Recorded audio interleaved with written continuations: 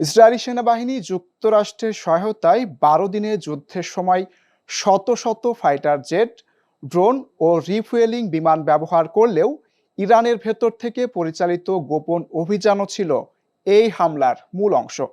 সম্প্রতি সংবাদ মাধ্যম আল জাজিরার এক বিশেষ প্রতিবেদনে এ তথ্য উঠে এসেছে।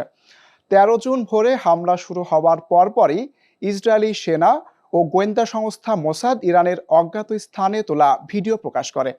এতে রাতের অন্ধকারে মরুভূমির মতো এলাকায় ছদ্মবেশে মোসাদ সদস্যদের অস্ত্র মোতায়েন করতে দেখা যায়, যেগুলো ইরানের বিমান প্রতিরক্ষা ব্যবস্থা ধ্বংসের জন্য ব্যবহৃত হয়। ভিডিওতে স্পাইক ক্ষেপণাস্ত্র ব্যবহার করে ইরানের ক্ষেপণাস্ত্র প্রতিরক্ষা ও ব্যালিস্টিক ক্ষেপণাস্ত্র ব্যবস্থাপনা ধ্বংসের দৃশ্যও দেখা গেছে। ইরানি রাষ্ট্রীয় গণমাধ্যম এসব ক্ষেপণাস্ত্রের অবশিষ্ট অংশ দেখিয়ে জানিয়েছে, সেগুলো ইন্টারনেট ভিত্তিক স্বয়ংক্রিয় ও রিমোট কন্ট্রোল প্রযুক্তি ব্যবহার করে মোসাদ পরিচালনা করেছে।